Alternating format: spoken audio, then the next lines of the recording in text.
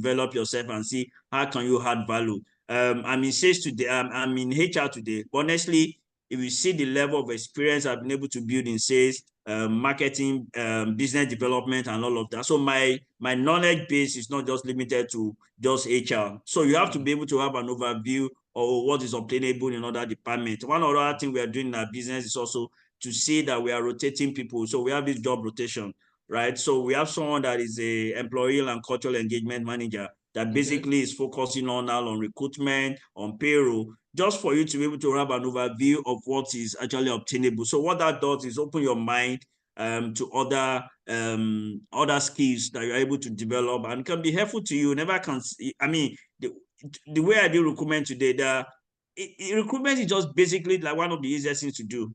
A company will come to you and say, oh, help me to fill this role. I go to LinkedIn, I search the CVs, I make an advert, I send the CV to them. They pay me 10-15% of the annual gross.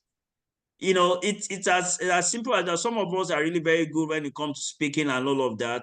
There are a lot of companies that need people to speak around their culture. So there's a lot of things that you can do within the HR space. A lot. You have the payroll solutions and all of that. You just basically sit down and see how can you think outside the box. Beautiful, beautiful. Yeah, and that goes to some of the people that says this is not my job. How did you delve into marketing? If you can share quickly. Okay, so marketing is just a very broad is a very broad area, really. Because basically when people are talking about marketing in the past, it's kind of when bank staff go to customers to go and source for money, that's what a lot of us refers to marketing. But it's not really that's not really marketing. Marketing is basically about repositioning your business, brand awareness, brand image, brand equity, road to market, basically social media presence, brand reputation. That's what the whole marketing is all about. And honestly, as far as I'm concerned, some of these things are things, a lot of tools today that you can use on the internet, on YouTube, that you can use to develop and train yourself, not until you go to the four wall of a classroom for you to be able to develop yourself. So marketing is a very broad way. There are too many elements into marketing. What we used to refer to marketing in those days is no longer what marketing is today. It's involved over the social media. You see the power of social media today. Social media has been able to turn around a lot of businesses.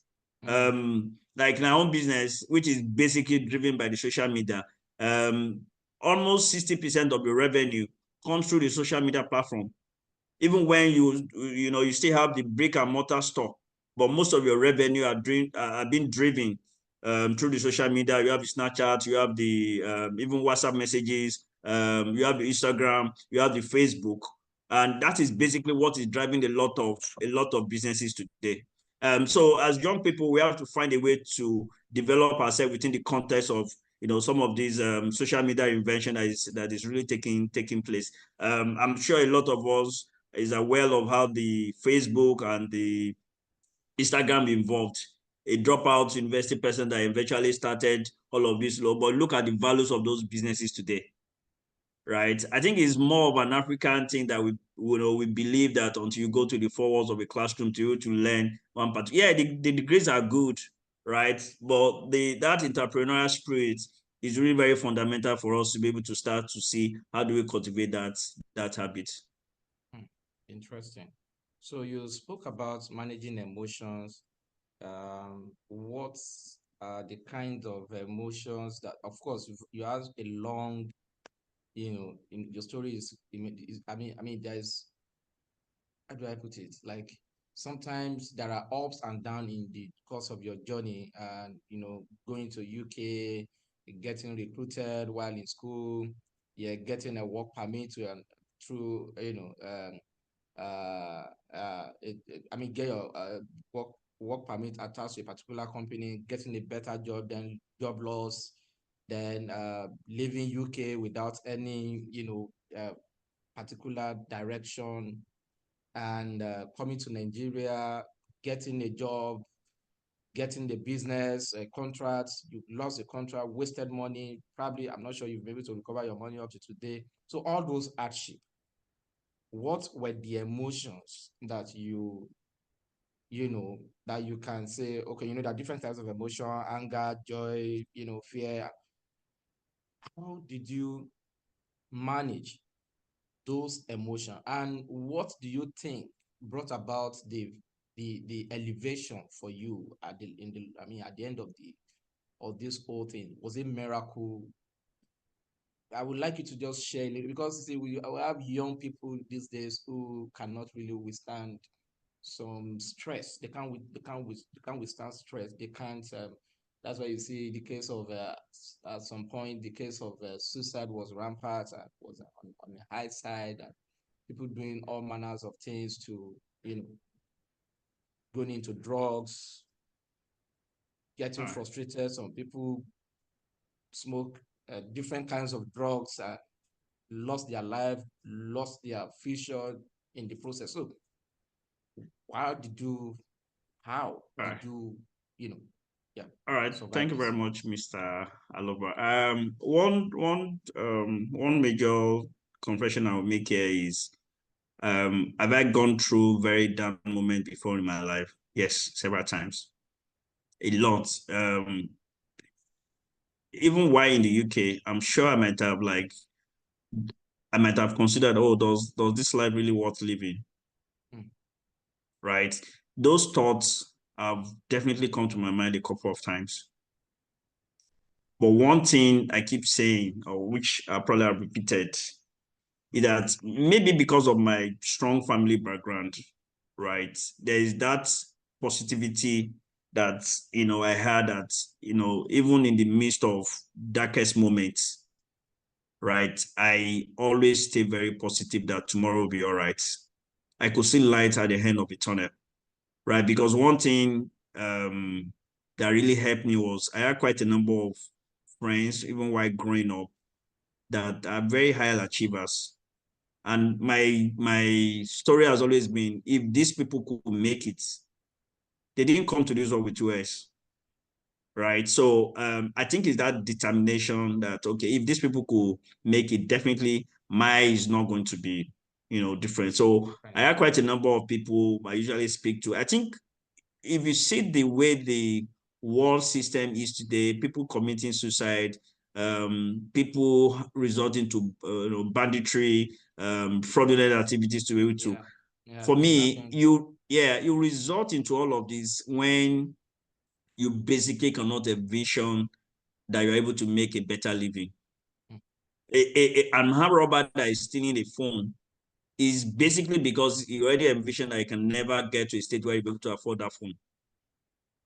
Right. So I think it's basically centered around the power of positive thinking, right? A lot of negative thinking, negative thoughts will come to your mindset. You would be pushed the wall. You'll be tempted, right? And you just have to is this me, right? Even in your down moments, you have read books, speak to people. A lot of people don't speak up, basically.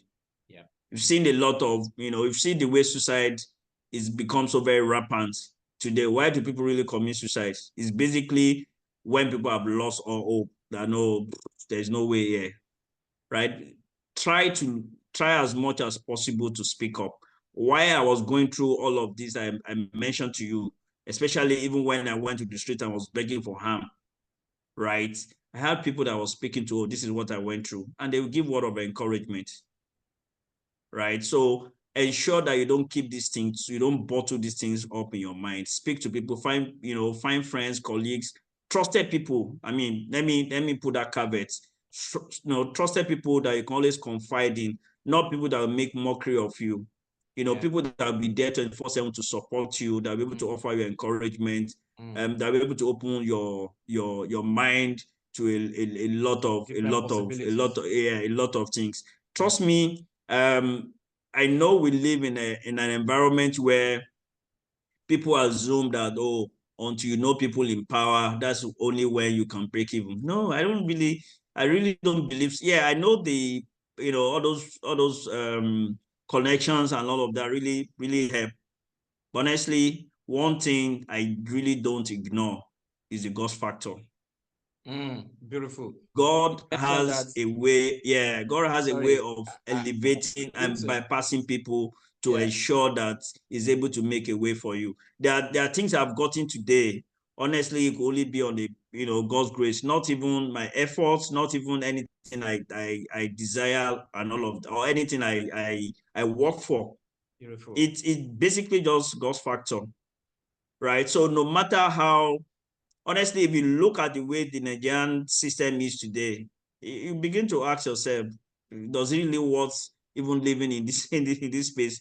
Life is extremely so very tough, right? I understand what people go through. Look at the minimum wage that we are. I mean, 60,000, and you see the amount of corruption in the land, and you begin to wonder how much is 60,000 to these people. I remember why I was in uni in the UK. All right. And there was a guy that was in secondary school that came to UK at that time, a son of one of the senators. I think the senator is here. How many years ago? He's been in Senate for several years. You know, the funniest thing, as of this guy was just in secondary school. The money was in his account because I remember how they wire money to his account. So over time, almost about £750,000, a secondary school boy. What was he going to do with that kind of money? That is the kind of society that we live in today. Then you now begin to ask, is there hope for the common people? I would say hope. Your hope lies in God. I mean, let me just put it that way.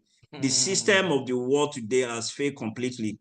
I mean, look at what is happening in the American politics today. Yeah. Who do you choose? I mean, look at Biden, look at Trump and all of that. See what is happening. Virtually, look at what is happening in South Africa. South Africa that, when Nelson Mandela was there, everybody look up onto and all of that. But look at the way the economic system is today. Is the entire economic system across the entire world is crumpled. Yeah. There's no way, there's no hope anywhere. There's only hope in God. God. Beautiful. Yeah. So that's honestly, basically, that's what keep me going. That's what give me hope. That's what give me excitement that, with God on my side. And however, one thing I would really want to make emphasis on, because Nigerians are really very, when they come to even this God, people just say, oh, God will help me. And they just they won't do anything. I think God will help you. There are certain efforts in all of these that I mentioned. You've seen how I said I was thrown out of job, how I was able to fall back to my certificate, how I was trying to build one, two businesses, how I've been able to. So you can see little effort on my side. It's some of this effort that God blesses. But a lot of people, everything, God will do it, God will do it. No, God is not going to help a lazy man. Folding your hands. Yeah, you can't just sit down and fold your hands and just be there looking and all of that. When David was called to be a king, what was he doing? He was far away in the bush, rearing animals. Beautiful. Right. So we just have to bear that in mind, that you definitely, whatever you find doing, just ensure that you have something. There's a lot of business ideas that a lot of people are not even. You see a lot of young entrepreneurs today, see the way they're turning plastic recycled bottles. They're making millions from it. See people even making money from writing, creative writing. I don't know, just yesterday I was speaking to someone in our office. I was saying, oh, there's an office in VI. To cut a hair, you pay £1 million to cut your hair.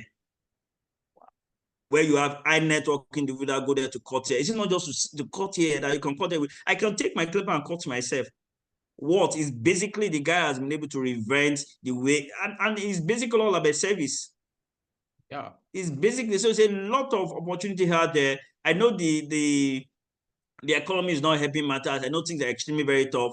Honestly, just find something doing. It's someone would notice you and pick your talent one day. That's my advice to us here. Yeah.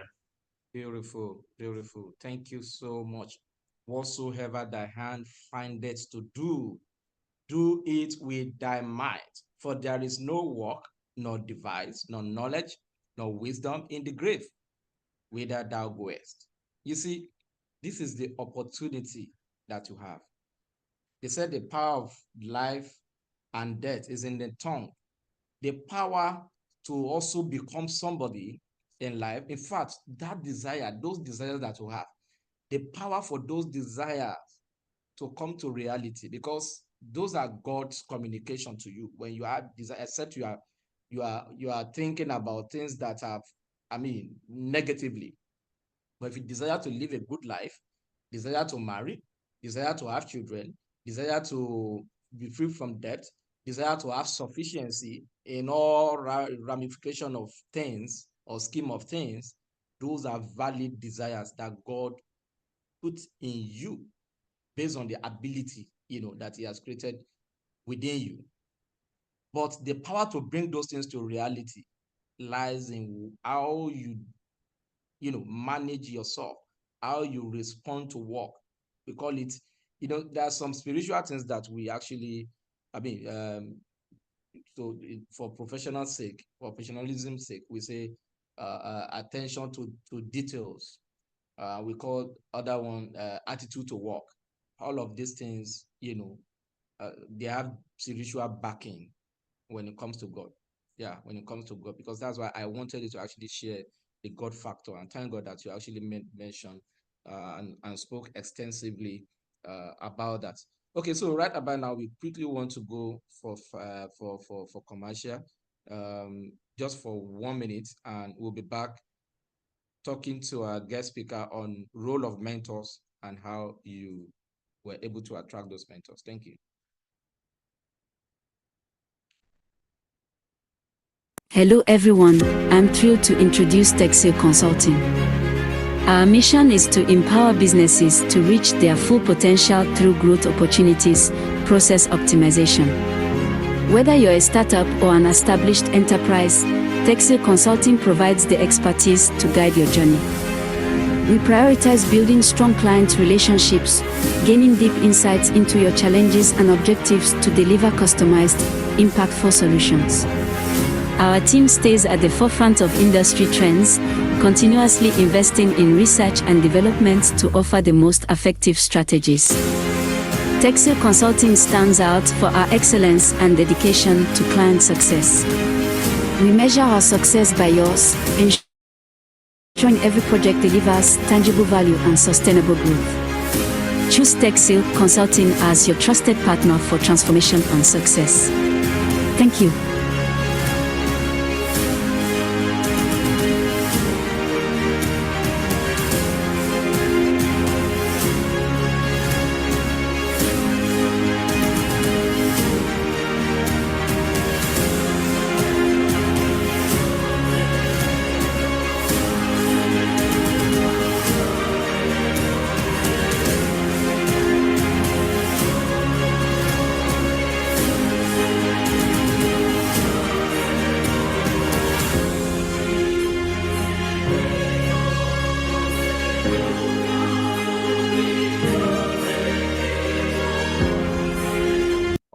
Thank you so much, Admi. Thank you. Thank you once again.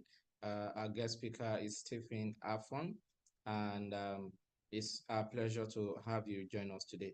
Abdurrahim said, Abubakar said, is really an inspiring story with several lines of hope in the midst of the struggle. Thank you so much. Yeah, so please tell us how you really lay emphasis on, strong emphasis on the role of mentor. I want to ask, how many mentors do you have and for what purposes? Yeah. And then the second question to that is, what were your experience like in the process of getting mentors?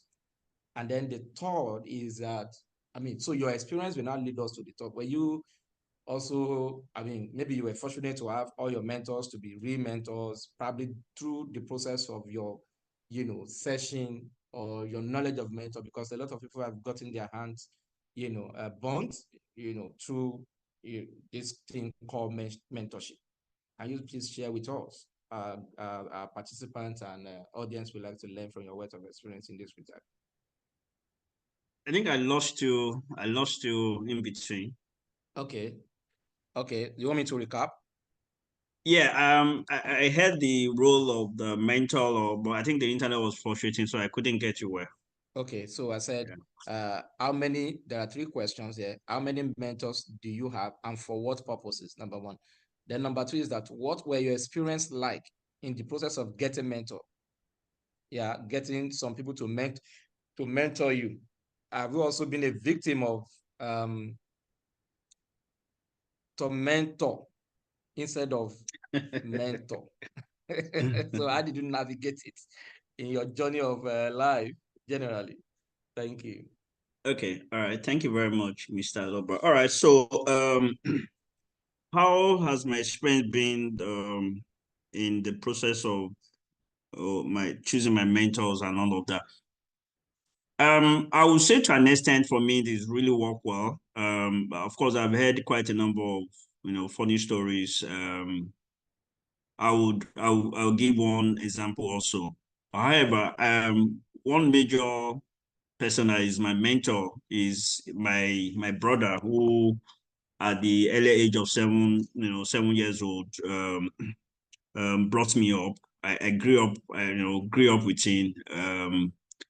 And this person has really taught me very strong moral values, how someone has to be very diligent, how someone has to be very hardworking, and also entrepreneurial spirit. So most of the entrepreneurial things I mentioned today are things I pick up from him, because in the process of him trying to grow up with him, he's a pharmacist, and I could see him venturing into quite a number of business endeavors, and also excelling in those various business and venture.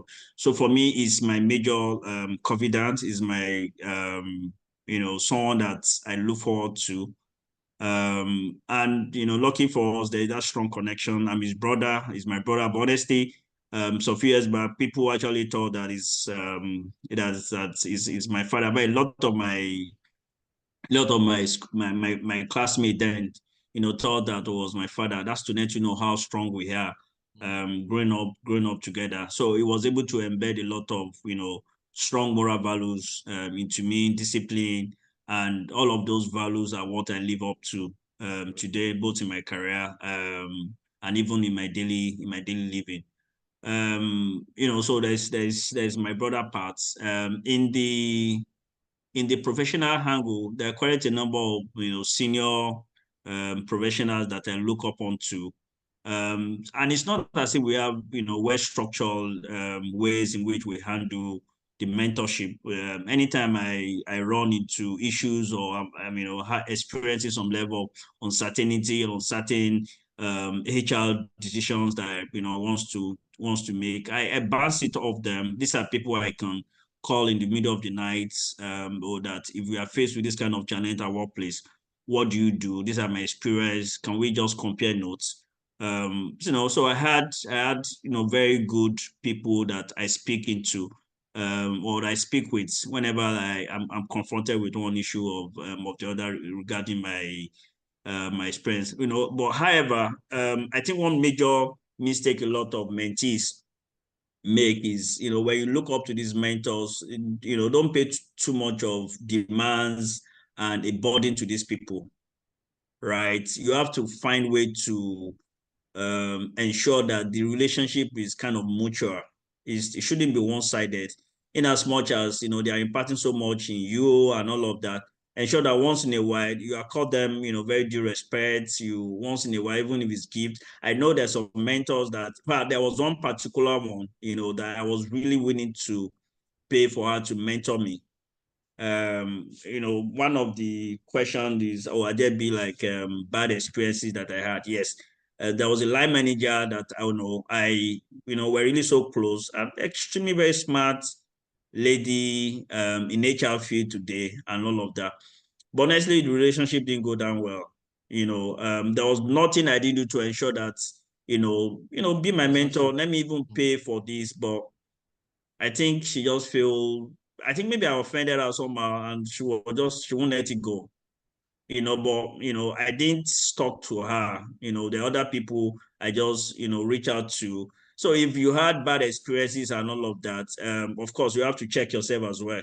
Because one thing I know is a lot of people take advantage of some of these mentors, right? You have to know when to engage them. You have to know when to reach out to them.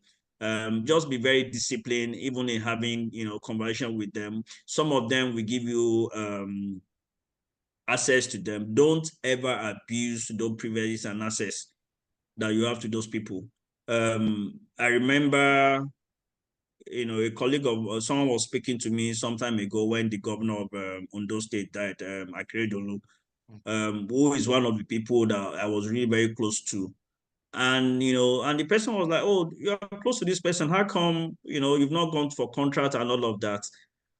Like, there are ways you relate with these people, right? The moment they realize that all you want from them is just what to get, they cut you off. Which is a lot of mistake a lot of people do today. Once you see people in places of authority or in one big position, the next thing is, so what sort of contracts do you want to give me? All of this, I've never begged any of them for one single contract, right? But we do have, conversation on this particular area of issues, how you handling it. So it's not even limited to my career, my professional career, even in the area of, strategy, how you are running your state, what your plan for the masses and all of that. I've been able to pick genuine concern. Yes, that's right. So it's not just about what to get from them, and there are things I've, suggested to one of these people once in a while. Oh, I feel this would have been done differently. Oh, but you take the call. So the mentorship kind of thing is meant to be mutual. It's not something that is, something that is to be one-sided and all of that. I've mentioned that I've had very, bad experience as well. How did I navigate my way out of that? I just look for other mentors, and I do it in a very respectful way. I look for people who do have people that can be my mentor and all of that. So there are people I speak into today that I have access to, and I accord them that respect. When it's time to bounce things off them, I call them like, okay, please, this is what I'm going through. Is there a way you can advise? And that's what has really helped me. Beautiful, beautiful. I hope people are still hearing. Mentorship has to be mutual. It's have to be mutually beneficial. Yeah. So what are you bringing to the table? And if one mentor is not opening his or her door to you, I mean, what do you have to do? You don't have to die there. Just respectfully, respect their opinion and move forward, right? And don't bore your mentors. Don't cast all your problems on them. And you see, a lot of people just want to glean and glean and glean and glean without giving anything in return. Some mentors you have, you may not even have had probably maybe one-on-one conversation or interaction with them, but you are gaining so much from them. How are you helping them? I know so many platforms doing similar things that we are doing, and even more and some less, but everybody you see out there, myself, Mr. Afon, and so many other people who do similar things, we don't do it for what we gain. We do it because we count it sometimes it's a calling. And some of you will understand what I mean by this. When such demand is placed on you by God, you lose your sleep. You can't do it. Even if you want to stop, you can't stop, because you are like, there are people out there who's supposed to be blessed. Something keep coming back to tap you to say, look, you can't drop the ball at this time. So those people that we want to look up to say, oh, mentor me, we should recognize the fact that they are human, and blood also flow through their vein, and they also have needs. So let's us wait so that you don't overburden your mentor. And when they give you that opportunity, they open that door, make sure that you're also meeting certain needs in their life. And when I mean need, I'm not saying give them money. If you can, why not? If not, if God have blessed you and you want to give back, you should, but take interest in what they are doing and find a way to assist them so that the relationship can be mutual. He said something. He said people that he can, when he has issue, he can call them. He can call them in the middle of the night. It's about value. It's not the same person he will call at 1 a.m., 12 noon, even during the day, even when that person is even resting, not doing anything. I quickly pick some people will call not really because those people you are calling are busy. Yeah, they won't pick your call. Why? You should ask yourself that question. Have you been able to, are you a man of value? Are you a woman of value? What are you giving in return for the opportunity that you have to come into space with these people? It is very, very, very important. Yeah. Yeah. Thank you. Thank you. Thank you. Thank you. I mean, is there any question in the chat room? Everybody, I just thinking, no question. Do you have any question at all? Please quickly bring it up if you have any question in the chat room. Otherwise, we'll be drawing the curtain from here because I don't really want to keep you for too long, but we can go on and on and on and on and on, you know, with this story. A lot has been, I mean, I've been taking notes myself, talking about streams of income, and I would tie this together with reward for service. Yeah, you are a true story, a true example of somebody I can call from grass to grace.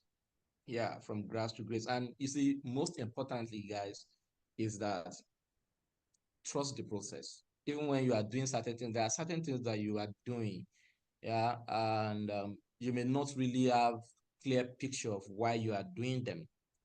Trust the process, because decision or indecision is a decision. And what is that?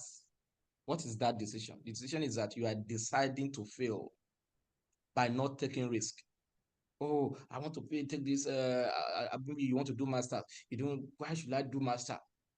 Why should I? You keep thinking about it and all of that. Indecision is dangerous, right?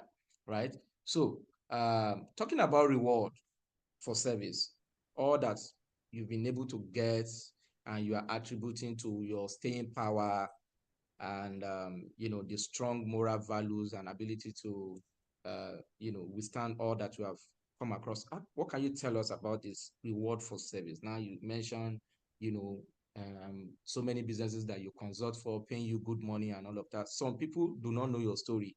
In fact, some people that are close to you are your friends. They probably not see this you know, other part of you. They just see that this guy is just, you know, lounging and enjoying. How did you, can you All right. just I mean, summarize I think reward for you, service? yeah, I think you basically have answered the question. Is basically the value add. You know, what value add do you bring to people, individual and even businesses? I think in the course of my speech, I didn't make mention of, you know, anywhere about to work. My principle has always been to ensure that I left certain milestone. Right, I definitely want to do things differently. So when I find myself in the in businesses or in organization, what I, you know, the first thing I look out to is, so what are the challenges? Then how do I provide solutions for those businesses?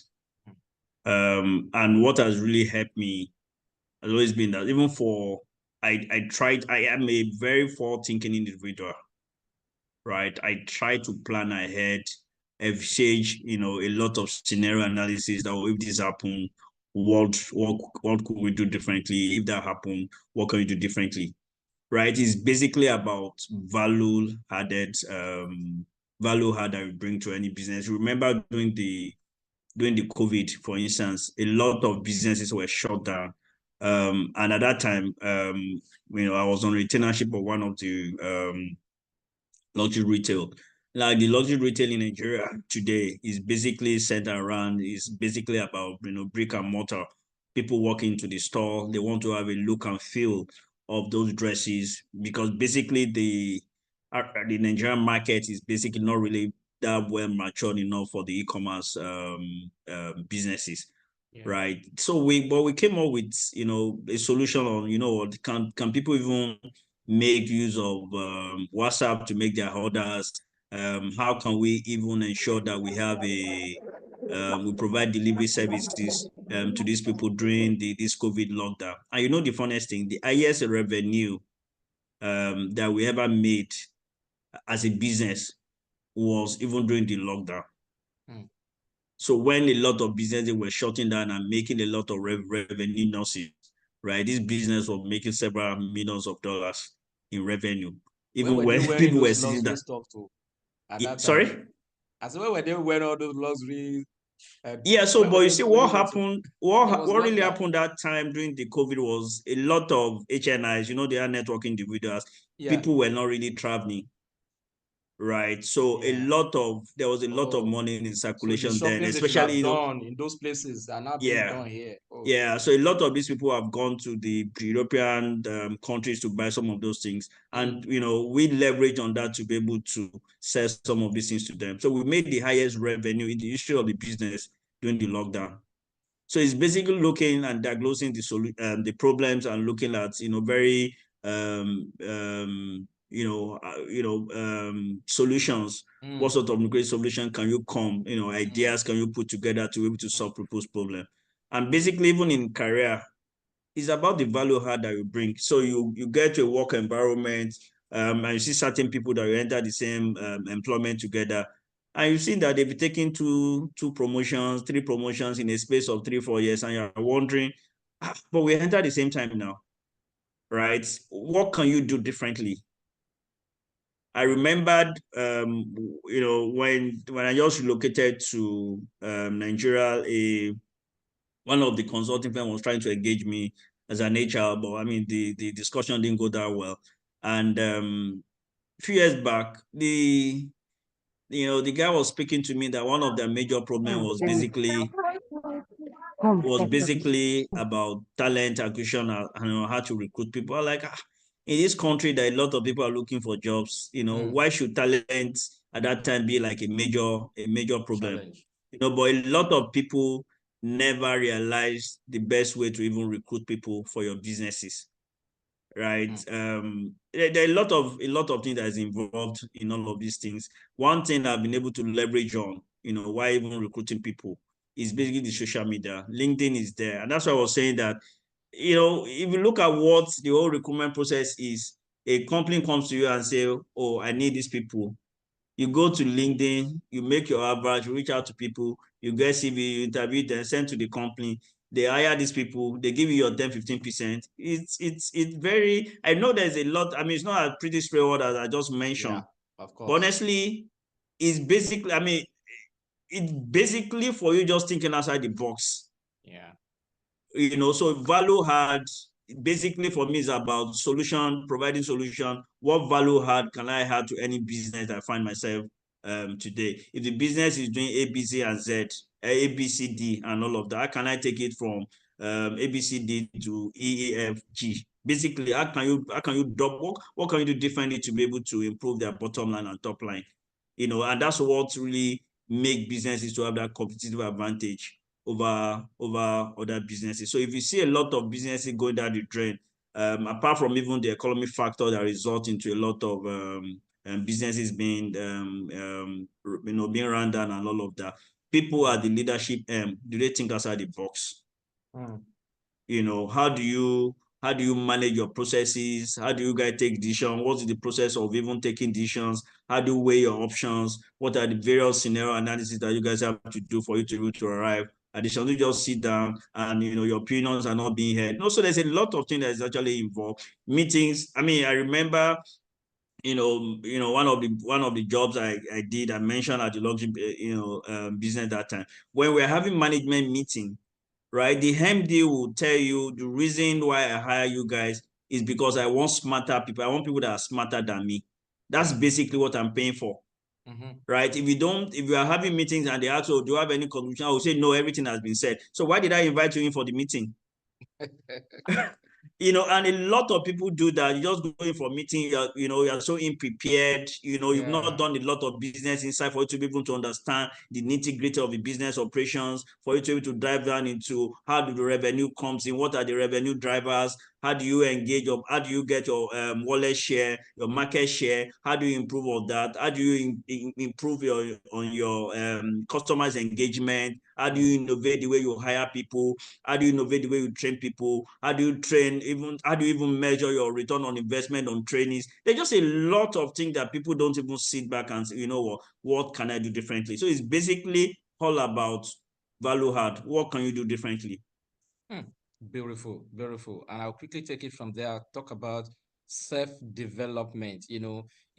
What makes people to go into meeting? And I mean, you go for meeting, 30 minutes meeting, 1 hour meeting, and you can't share any valuable insights. You can't make any meaningful contribution. I mean, it's like that person is not existing. And guys, I see lots of people doing it. So develop yourself and have self-confidence, and you should be able to, ship in something. I don't just open your mouth and talk for talking's sake. No, we are not saying just going into a meeting and badge into that meeting and begin to talk about what you know nothing about. Prepare for the meeting. What is this meeting about? Ask for the agenda of the meeting, and then prepare at least to say something. It starts from there. Appear in places like this, because even the Bible say, how do you develop faith? Is by hearing and hearing and hearing and hearing. Some of us are not born to just be speaking eloquently and passionately, just like Mr. Afon is doing. But when you find yourself around people like this over a period of time, that's grace also jump on you. Thank you so much, so much, so much for all that you have shared. I think I saw one question in the chat room. No matter what it is, we won't go beyond 6 p.m. This is 5:50. Okay, let's see how we can achieve that, but I don't want us to go beyond 6 p.m.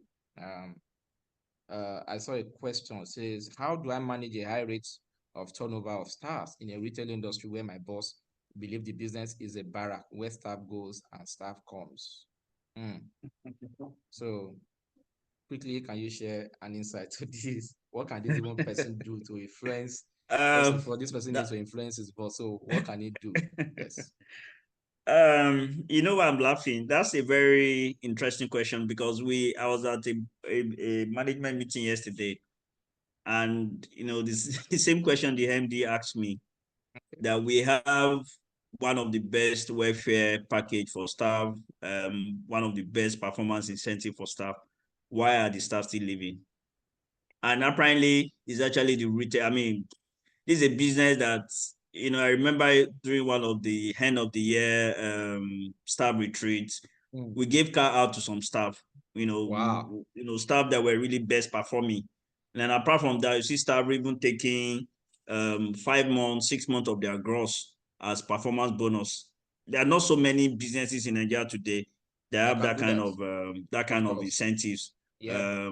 They're also doing the when the new government came to power. Of course, you see the way the fuel subsidy and all of that impacted heavily on the employees. And we're able to navigate our way. We created quite a number of incentives. There are a lot of palliatives around transportation subsidy, transport subsidy, living allowance subsidy, just to be able to cushion the effect of this hardship. And one was Zoom. I mean, apart from that, I know a lot of international training that we have to even send staff to go attend to broaden their mind and horizon around the world of luxury and how to really manage, navigate their way in the luxury retail business. So one will assume typically that in this kind of environment, your attrition rate is going to be extremely very, very low. But recently, we've seen instances where people within the sales environment are living constantly, which is very unusual. We've never really experienced that kind of attrition before, even with the forest. Even if you look at the kind of commission that we pay to our salespeople, I look at the records at time, I see averagely a salesperson even taking a commission of almost about 600, 700,000 as commission, apart from their salary, And one will assume naturally that, this is a very highly paid job. I mean, you don't even get that in the bank, but when you see people leaving, it might not really be about the system per se. It might basically be about the people managing them. So you might have to look at your line managers. How do they manage these people, right? Also, I mean, I just spoke about a reward system. Then you might also have to take a look at your reward system. Also, you have a lot of Gen Zs today that are in business, and the way Gen Z, they just come to you, oh, sorry, I have to leave the job today. Oh, you're not even giving notice. They will tell you that, sorry, I'm not giving. That's what the workplace have turned into when you have a lot of Gen Z. So you have to find a way to be able to accommodate and manage these people. They want a work-life balance. How do you provide? How do you give them that leverage? They want a place where they're able to grow career-wise, right? How much of inspirational opportunities do you provide for them? Just yesterday, right? We had a kind of a mini town of 40 minutes with the MD, right? Where is able to set the vision of the business to these people. And it took them from how he was able to start the business, right from selling clothes from the boot of his car to where the business is today. So people want to want to work in a place where they believe so much in the system, where there is trust. A lot of trust in businesses today are broken. So when you see people leaving, it's a lot of things that you need to look at. You have to look at the staff welfare, you have to look at training opportunities, you have to look at your culture, you have to look at the career opportunities and leverages that you provide for people. How do you even give feedback mechanism to people? How do you manage even relationship? How do you manage your grievances and disciplinary issues? There's a lot of things that's involved. So as HR or professionals, you have to look at a holistic view of some of these issues to be able to say specifically that this is the best way you can address your attrition rate. One other thing that I've done in one of the businesses I've consulted for when the attrition rate was really very high was for us to be able to have a very robust retention bonus. Right. So we have a very robust retention bonus and say, because those roles are really very critical to the business. We say if you stay in this business for let's say 3 years or 4 years, there's certain bonuses that you get. So the bonus now became something that everybody is now looking forward to. And the attrition rate reduced more than 60%. Now people don't even leave that particular business.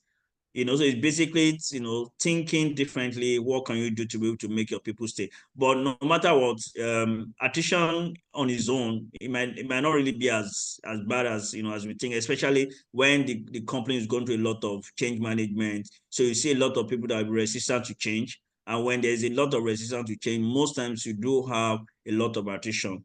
But however, as the business is going, you have to be able to stabilize the attrition rate to be able to reduce to the barest minimum. Beautiful, Yeah. beautiful. So attrition rate sometimes may not mean that something is not the company Working, has issue, right? So it could be related, to so many things and that are even valid, right? So okay, so quick one. You mentioned relationship management on the part of you as an employee. I mean, you were trying to refer to not burning bridge and when you are leaving an organization. I want you to also, because you also now mention relationship management again now, okay? So, there's this, practice, some organizations where people are leaving and automatically that person leaving your company has already turned to your enemy. And from the moment they declare that they are leaving, I mean, some of us have been a victim of things like this.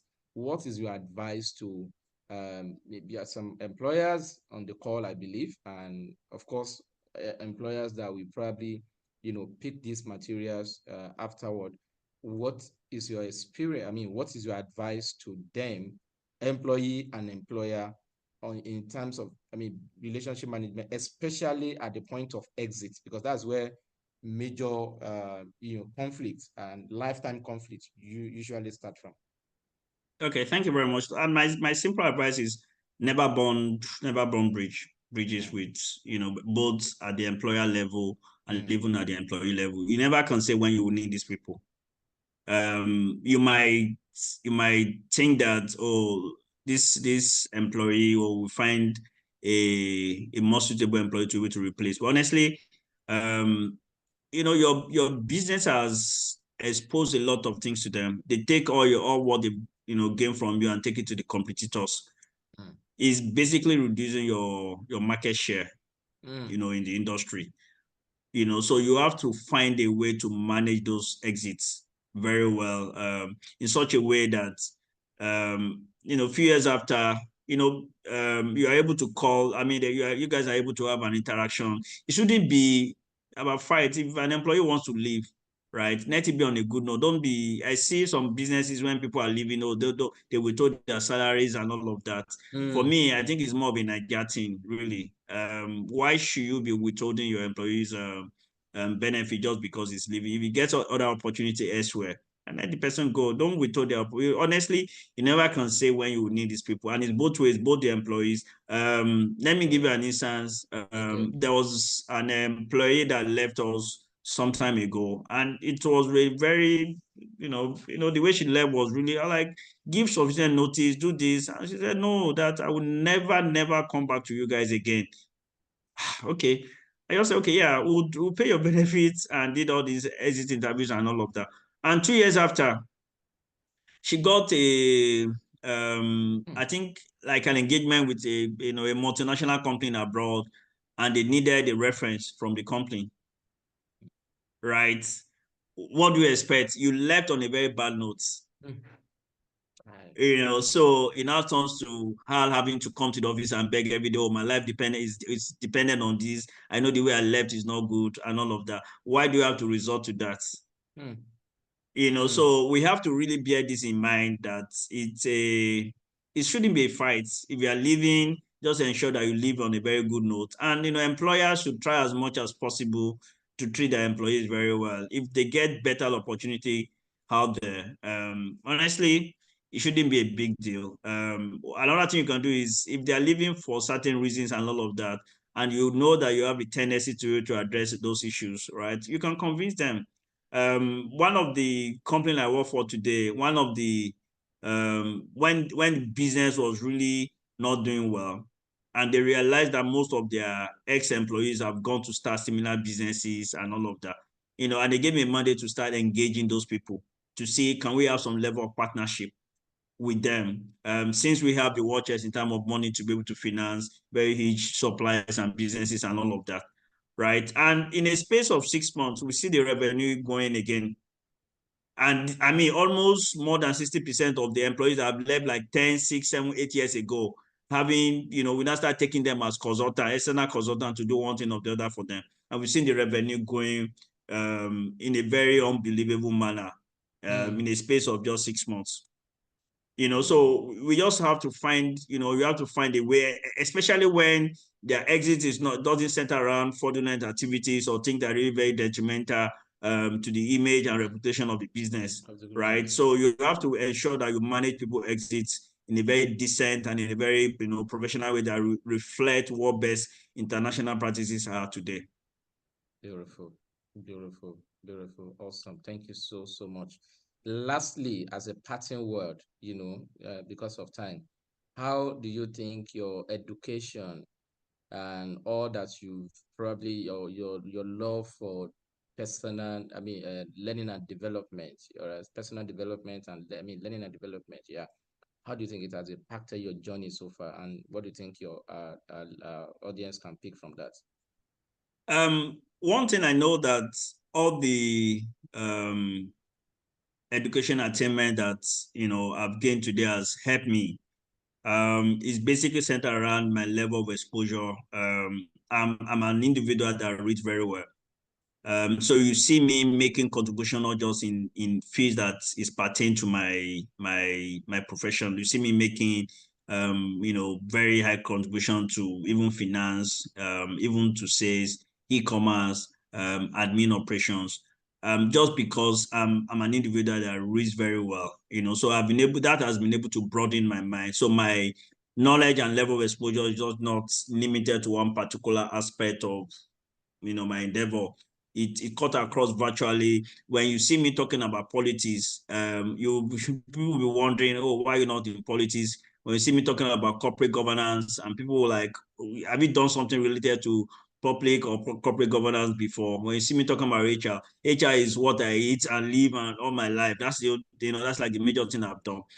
When you see me talking about entrepreneurial spirit and all of that, people are like, oh, are you into businesses and all of that? So that's what the exposure I've been able to get in both the educational career I've been able to pursue. However, honestly, the question you asked me is it really mandatory for people to go to the 4 walls of classroom?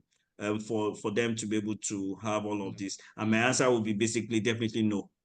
Yes, in as much as, the level of exposure you get in schools and all that are really very good, right? There is also the area in which you're able to develop yourself. If you look at the like of Afe Babalola today, who is a renowned lawyer in Nigeria today, this guy never, I think he sat for his exam. Why even at home?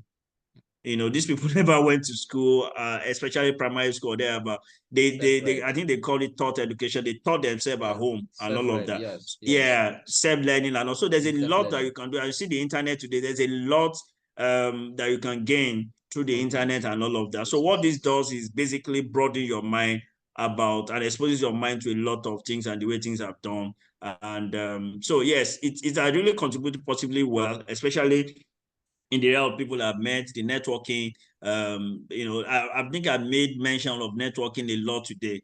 And I feel it's really very important that, you find people that you're able to connect with. And, it's in the process of that, you see people talking about job and they ask, oh, can you do this and all of that? That's really very important. So yes, education has helped me to a great extent. However, self-learning and all of that is also able to help you to broaden your mind to a very great extent. Beautiful. Absolutely.